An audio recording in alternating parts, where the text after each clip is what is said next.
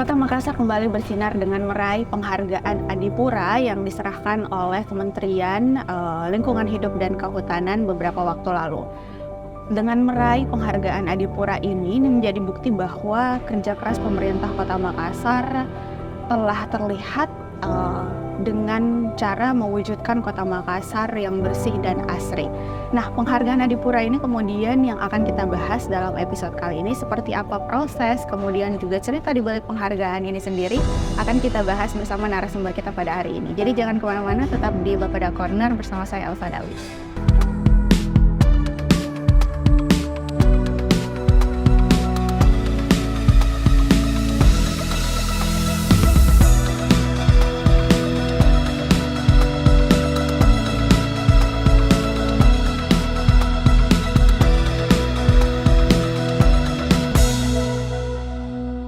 Nah, hari ini saya sudah bersama dengan Pak Ferdi Muhtar selaku Kepala Dinas Lingkungan Hidup. Assalamualaikum, Pak. Waalaikumsalam warahmatullahi wabarakatuh. Ya, beberapa hari ini Pak, pemberitaan Kota Makassar ini nama Pak Ferdi terus mencuat nih, Kota Makassar Pak ya. Kalau kita lihat karena membahas mengenai penghargaan Adipura, di mana itu kayaknya 4 tahun terakhir baru lagi nih Pak Kota Makassar mendapat. Mungkin bisa diceritakan sedikit dulu Pak terkait penghargaan Adipura yang baru saja diraih Kota Makassar, Pak. Ya, baik, terima kasih. Sebenarnya bukan nama saya yang menjadi ikonik. Yang menjadi ikonik adalah penghargaan yang dimiliki oleh pemerintah Kota Makassar di bawah kepemimpinan Bapak Wali Kota Makassar sendiri. Ya. Tetapi apa yang didapat itu adalah merupakan sebuah prestasi dan kerjasama. Betul. Ya, Adipura tidak bisa diraih dengan pekerjaan yang hanya menjadi sebuah leading sektor dari Dinas Lingkungan Hidup, tapi kolaborasi, integrasi, dan kepedulian bersama semua stakeholder yang ada, baik di tingkat SKPD sendiri maupun di tingkat masyarakat sendiri, harus menjadi sebuah konsisten, harus dipegang menjadi sebuah konsistensi yang bisa didapatkan secara berkelanjutan. Ya, apa yang menjadi penekanan dari Adipura adalah sebuah pola pembinaan program yang secara berkelanjutan yang bisa menjamin bahwa lingkungan Kota Makassar itu bersih, indah, dan nyaman sebagai kota yang inklusif dan ada kemandirian yang disebut selama ini adalah resilient city. Oke. Kita bahas sedikit nih Pak terkait dengan penghargaan ini. Kalau boleh diceritakan sedikit aspek yang kemudian menjadi penilaian sehingga Kota Makassar mendapat penghargaan Adipura, mungkin Pak Kadis bisa ceritakan sedikit. Terima kasih. Indikator penilaiannya sangat banyak. Ya.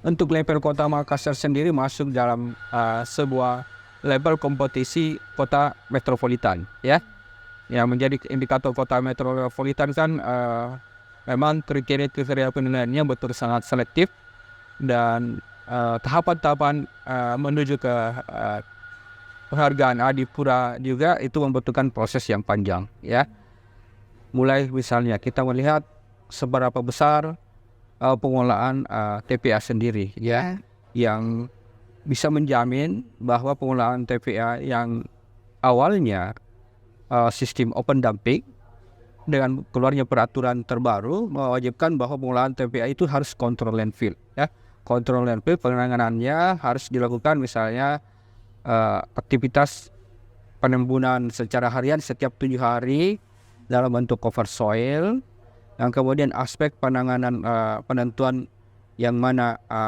sel yang tidak aktif lagi tidak boleh dimanfaatkan lagi, tetapi harus terbangun ruang terbuka hijau di situ. Terus yang mana yang aktif dibuatkan pola-pola pemanfaataannya sehingga alur bongkar muat sampah pada saat itu bisa tertata dengan baik. Begitu pula juga dengan indikator-indikator seperti kolam lindih yang ada di sana, bagaimana air yang keluar dari muara terakhir dari kolam tersebut tidak mencemari lagi lingkungan di sekitarnya. Itu menjadi hal-hal yang sangat concern dari kita.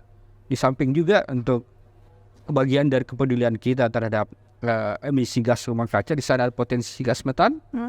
Jika tidak terkelola dengan baik akan menjadi sebuah sumber pencemaran gas rumah kaca, maka gas metan yang ada di sana bagaimana dimanfaatkan menjadi sebuah sumber energi terbarukan yang bisa menjadi hal yang bisa dimanfaatkan untuk kebutuhan rumah tangga melalui pemanfaatan misalnya untuk memasak. Itu dari energi dan seperti yang kita lihat selama ini kami sudah laksanakan di TPA ya. Selain TPA ada beberapa indikator lainnya, misalnya di bank sampah ya.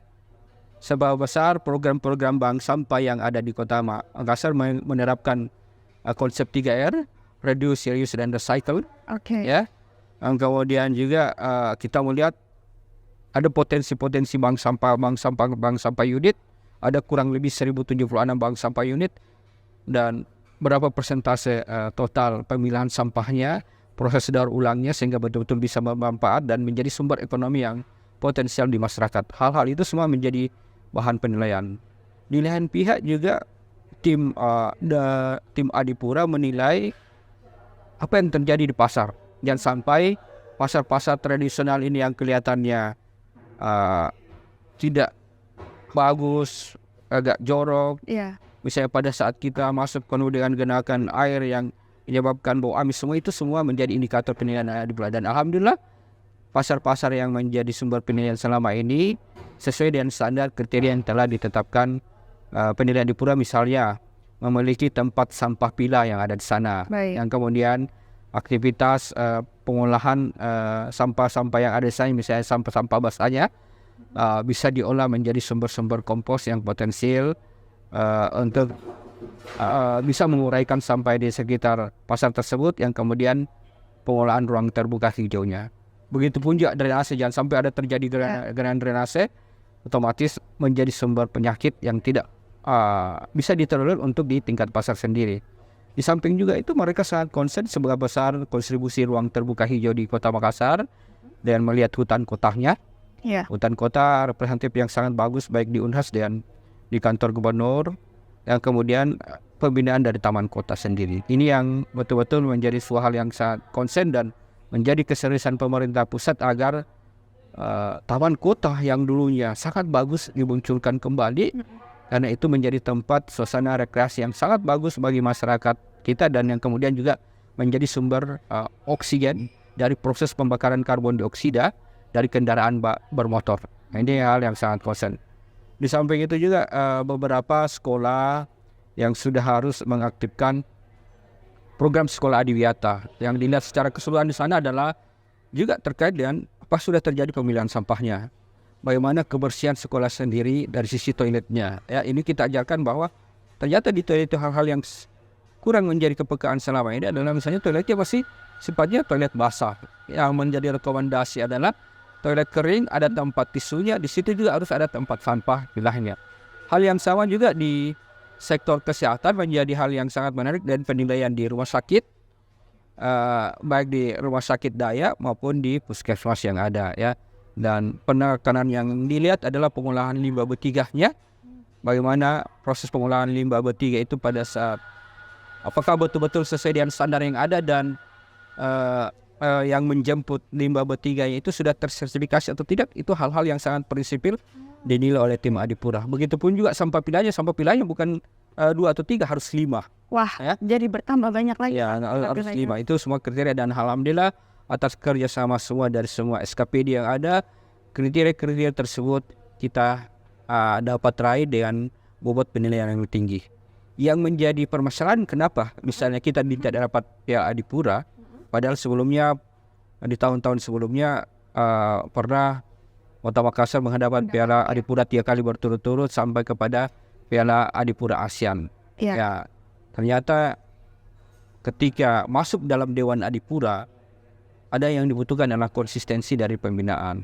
Karena setelah pandemi COVID, ada hal yang perlu diseriusi dalam pengolahan kebersihan dan keindahan kota maupun di pengolahan TPA itu yang tidak terputus. Makanya ini pemerintah pusat sampaikan bahwa untuk mendapat Adipura maka tahap awal sertifikat, tapi yang dibutuhkan adalah sebuah konsistensi dan tanggung jawab dalam pengolahan lingkungan secara berkelanjutan. Dan insyaallah saya kira prosesnya tidak terlalu susah. Bulan Oktober ini sudah ada penilaian kegiatan persiapan untuk penilaian Adipura, dan komitmen kita semua, integrasi koordinasi lintas SKPD kita bangun. Saya kira untuk mendapatkan Adipura tidak terlalu susah lagi. Ya, karena indikator penilaiannya sudah, sebenarnya kalau dari sisi nilai kita sudah memenuhi target. Ya. Kami koordinasi dengan P3 Sumai menjadi tim penilai, kami koordinasi dengan tim provinsi juga menjadi tim penilai, bahkan tim penilai pusat juga memberikan apresiasi yang sangat positif. Nilainya sudah hampir, kalau dari internal mereka sudah masuk layak Kota Makassar Piala Adipura. Cuma setelah dilihat secara komprehensif dibandingkan dengan kota-kota metropolitan seluruh Indonesia, misalnya bersaing dengan Jakarta, bersaing dengan Bandung, bersaing dengan Surabaya, setelah diparalelkan nilainya masih ada yang absen dari sisi konsistensi pembinaan. Oke, jadi bagaimana mempertahankan Pak ya, konsisten dalam mempertahankan agar supaya ini bisa berkelanjutan seperti itu. Itu merupakan tanggung jawab besar yang harus di komitmennya dan harus tupoksi utamanya berada di Dinas Lingkungan Hidup. Betul. Nah, kalau dari pemberitaan yang saya baca, memang TPA Antang ini menjadi salah satu yang menyumbangkan skor terbesar sebenarnya Pak ya. Dari berita-berita yang saya baca di media di Kota Makassar itu sendiri. Kalau boleh tahu Pak, untuk hal terberat yang saat ini mungkin kalau tadi kita lihat konsistennya, kita diminta konsisten, kemudian yang menjadi hal yang mungkin agak sedikit berat dari Dinas Lingkungan Hidup sendiri agar bisa menjaga itu apa aja Pak? Ya, 80% penilaian Adipura itu berada di pengolahan TPA. Dan indikator-indikator penilaian TPA kurang lebih sekitar 12 item. Memang yang paling dibutuhkan adalah pengolahan sampah harian yang ada di TPA. Maksudnya pengolahan sampah harian setiap 7 hari idealnya dari sistem kontrol landfill itu harus ditutupi lagi dengan tanah atau media-media lain yang dapat mengurangi bau yang dikeluarkan dari buangan sampah yang ada di TPA sendiri, dan yang kemudian setelah 7 hari kita menentukan zona atau sel lainnya yang bisa dimanfaatkan menjadi tempat buangan baru untuk pengolahan sampah yang ada di TPA. Yang kemudian juga ternak. Ya, ini ternak kurang lebih sekitar 1.000 ekor per hari yang ada di TPA.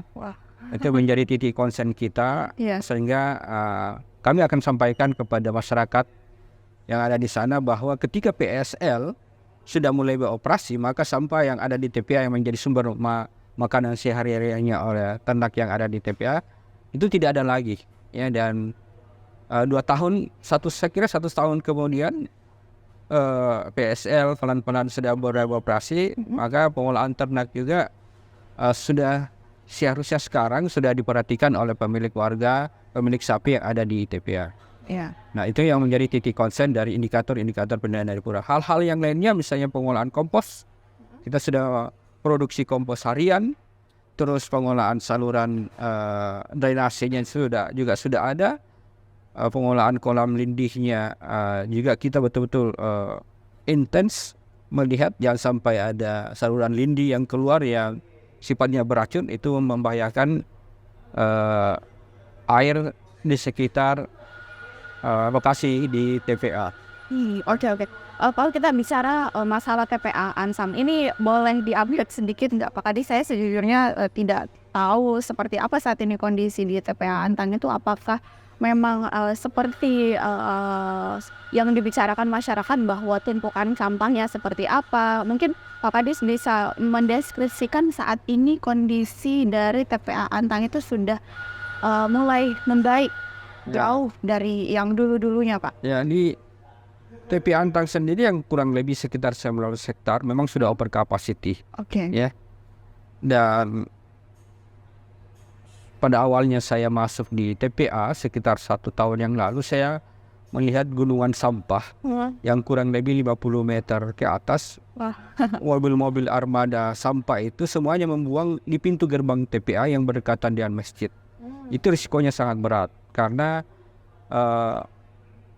menjadi gunungan sampah, banyak aktivitas pemulung di tingkat bawahnya, dan sudah ada pernah kejadian di tahun sebelumnya ada yang korban, ya, karena longsoran dari sampah itu ini yang terjadi. Yang kemudian yang kedua adalah bau busuknya, ya. Kalau tidak ditangani dengan baik pasti akan menimbulkan bau. Dan alhamdulillah komunikasi kami dengan beberapa NGO lingkungan, kita melakukan penyemprotan ekoenzim setiap bulannya untuk mengurangi bau yang menyengat dari TPA sendiri. Di samping itu juga kontribusi besar dari Dinas Kesehatan yang melakukan penyemprotan lalat itu juga kita intensifkan, karena kalau lalat ini dari TPA bisa menjadi sumber penularan penyakit bagi warga yang ada di sekitarnya. Itu semua kita antisipasi. Yang jelas bahwa wajah TPA yang ada sekarang ini kami sudah membuka akses jalan kurang lebih 100 meter ke atas, ya. Itu kami tanpa membebani APBD, itu murni dari sumbangan-sumbangan yang memiliki kepedulian terhadap pengolahan TPA. Kami juga berterima kasih kepada pihak kecamatan dan beberapa kelompok-kelompok lainnya yang memberikan secara sukarela bagaimana kami bisa mengecor 100 meter untuk membuka akses jalan untuk mendapatkan zona pembuangan baru yang ada di TPA yang masih bisa dimanfaatkan sekitar 2-3 tahun. Sehingga apa yang dilihat langsung sekarang, wajah TPA tidak pernah lagi ada kemacetan. Ya. Kalau sebelumnya memang ada kemacetan sampai berjam-jam, sampai 2-3 kilometer merambah jalur utama yang ke akses Jalan Manggala, itu semua meresahkan masyarakat. Dan alhamdulillah kami sudah benahi, dan hampir pasti kemacetan kita tidak temukan lagi di lokasi TPA, yang semuanya adalah yang berjejer adalah mobil-mobil sampah. Itu pemandangan yang kurang bagus sama sekali, dan itu kita bisa hindari. Oke, berarti sekarang udah tidak ada lagi armada-armada yang mengangkut sampah itu membuang pas di pintu TPA, Pak, karena udah dibukakan jalan ke dalam gitu ya. Ya, hal yang lainnya lagi, orang di sana sudah bisa foto-foto selfie. Wah. Ya, di sana kita bangun taman, ya, menjadi tempat rekreasi. Dan ya atas kerjasama kita semuanya lah, sehingga wajah baru TPA mudah-mudahan kita bisa pertahankan dan kalau perlu ditingkatkan. Ya, ini menjadi target dan obsesi saya sesuai apa yang diamanahkan oleh Bapak Wali Kota untuk meraih Adipura di tahun depan.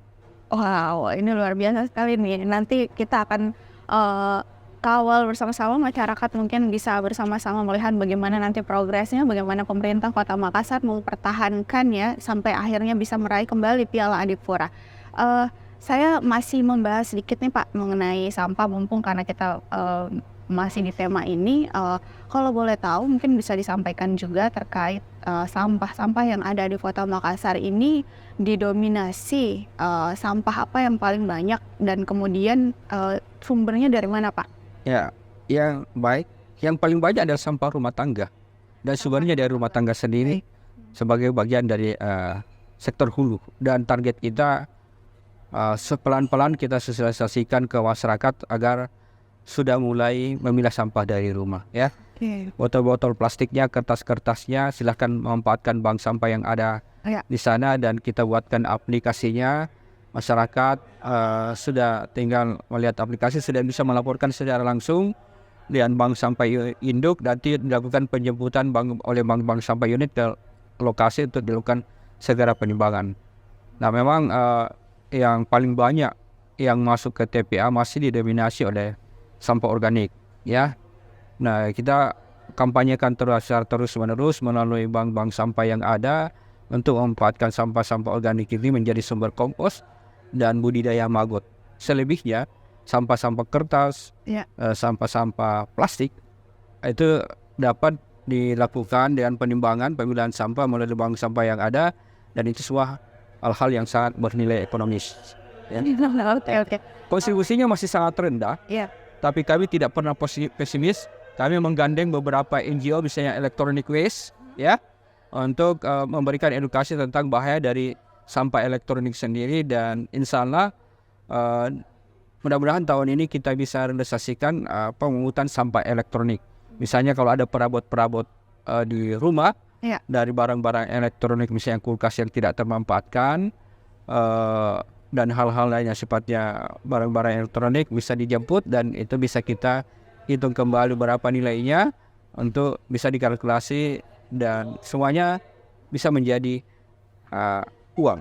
Oke, sekalian aja berarti Pak Kadis ini, karena mumpung Pak Kadis membahas itu juga, mungkin kita bisa sampaikan aja langsung bentuk edukasi kepada masyarakat memilih dan memilah sampah, memisah-misahkan sampah ini sendiri. Karena tadi Pak Kadis sempat sebutkan bahwa sekarang itu udah dipisah menjadi 5, Pak Kadis. Jadi mungkin ini kita bisa sampaikan pada, apalagi kalau misalnya memang penyumbang terbesar sampah adalah dari rumah tangga, itu mungkin kita bisa berikan edukasi pelan-pelan kepada masyarakat bahwa sampah ini dipisah, sampah ini dipisah. Gimana Pak Kadis? Ya, saya kira ini potensi bisnis yang sangat besar. Ya. Kalau bahasa ilmiah yang kita lihat dalam bentuk sirkular ekonomi, ya, sampah-sampah yang ada di tingkat masyarakat silakan memanfaatkan bank sampah yang ada di sekitar kita. Kurang lebih 1076 bank sampah, tapi dari perhitungan yang ada, bank sampah unit kurang lebih sekitar 600-an, yang aktif baru sekitar 50%. Nah, ini titik konsen kami sampaikan kepada pihak kecamatan, dan bahkan Pak Wali Kota menyarankan bahwa bagian reward daripada ketua RT dan ketua RT dan RW untuk mendapatkan reward yang bagus harus memiliki bank sampah dan aktifkan kembali. Ya. Dan aktifnya bank sampah, saya kira proses komunikasi, informasi dan edukasi ke tingkat masyarakat akan lebih mudah, karena sampah-sampah yang sudah dipilah tinggal dilakukan penjemputan dan kita timbang, dan semua itu bisa bernilai ekonomis. Hal yang kedua juga, kami pelan-pelan bekerja sama dengan pihak perusahaan, bagaimana bank-bank sampah yang telah aktif di tingkat masyarakat atau masyarakat sendiri yang secara langsung memiliki kredit poin, kita berikan poin khusus atau semacam ATM yang bisa dimanfaatkan, dan ada poinnya pada saat misalnya melakukan transaksi pembelian sesuatu dengan menggunakan ATM tersebut, itu ada nilai-nilai poin yang bisa dijadikan sebagai transaksi keuangan. Kami akan coba bekerjasama dengan satu perusahaan yang aktif terhadap kepedulian lingkungan di Kota Makassar. Wah, itu cukup menarik Pak. Ya, kira bagaimana menarik perhatian masyarakat dengan cara memberikan opsi kepada mereka bahwa sampah ini bisa ditukar dengan uang. Ya, bisa bermanfaat ya. Iya. Bahkan pegadaian sekarang sosialisasinya, dan kami sudah bekerja sama dengan bank-bank sampah, bagaimana sampah itu menjadi emas. Wah, menarik Pak ya. Oke, berkaitan dengan masalah ini sendiri, DLH atau Dinas Lingkungan Hidup juga menjadi leading sector nih Pak dalam tema Rakorsus yang beberapa waktu lalu juga sudah dilaksanakan oleh pemerintah Kota Makassar, yakni Kota Makassar Low Carbon City dengan Metaverse. Nah, ini kemarin kita udah bahas dengan Bapak Kepala Bapeda. Nah, kemudian sempat menyebutkan bahwa DLH juga menjadi salah satu leading sector ya. Ini upaya atau program yang mungkin akan dilaksanakan oleh DLH untuk mewujudkan Low Carbon City seperti apa Pak? Ya, baik. Saya kira Low Carbon City adalah tahapan menuju net zero carbon.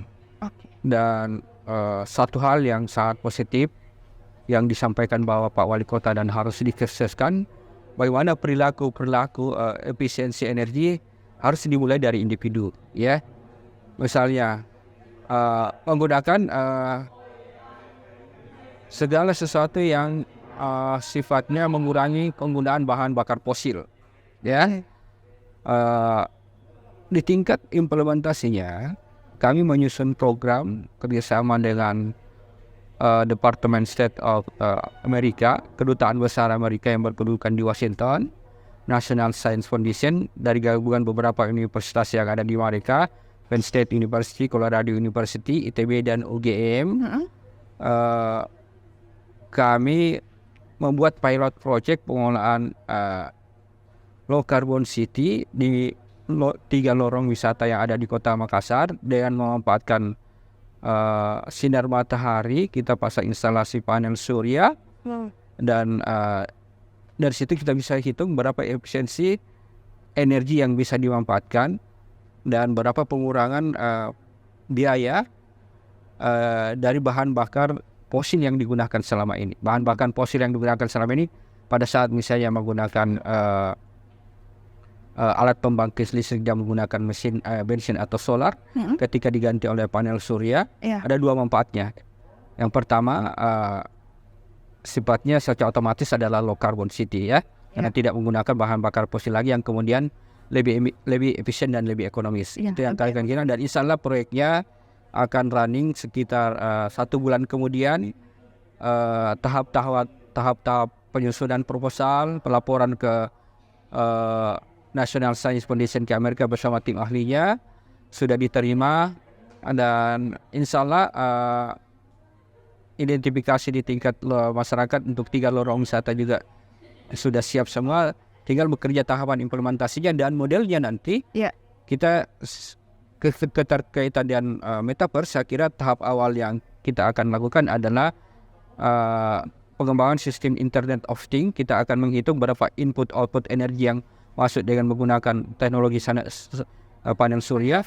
Terus bagaimana menggerakkan sistem machine learningnya untuk menghitung semua tingkat keakurasian data yang akan digunakan, karena parameter nilainya sangat besar untuk kita bisa analisis dalam bentuk data sensor.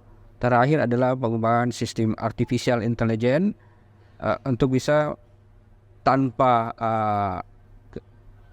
kontak langsung atau dilakukan secara manual, dan model artificial intelligence menggunakan smartphone yang ada, kita bisa mengontrol siklus dia memanfaatkan energi dari sinar energi terbarukan tersebut, memanfaatkan sirkulasi oksigen yang ada di keramba-keramba masyarakat.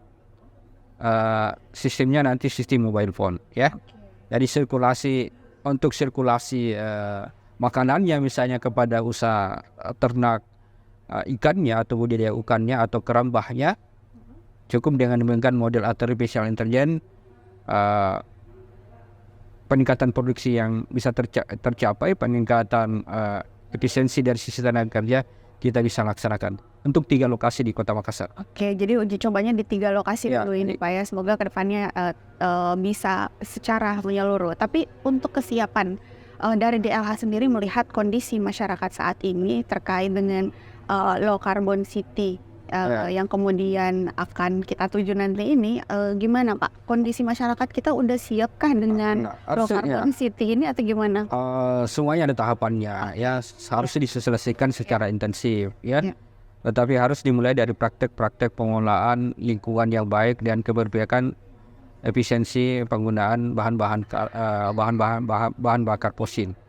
Contoh kasus misalnya pada saat kita melakukan uji emisi gas rumah kaca terhadap kendaraan bermotor, kita sarankan bahwa kendaraan-kendaraan yang tidak lolos uji emisi sebaiknya masyarakat menggunakan bahan bakar yang dianjurkan oleh pemerintah, misalnya bahan bakar yang tidak bersubsidi. Yang kemudian kalau kendaraannya dibutuhkan servis secara rutin, itu harus dilakukan. Kita memberikan rekomendasi karena ternyata tingginya kendaraan-kendaraan bermotor di Kota Makassar yang tidak lulus emisi karena mereka menggunakan bahan bakar yang tidak sesuai dengan standar yang ada. Nah, itu menyebabkan tingkat pembakaran gas karbon dioksida sangat besar.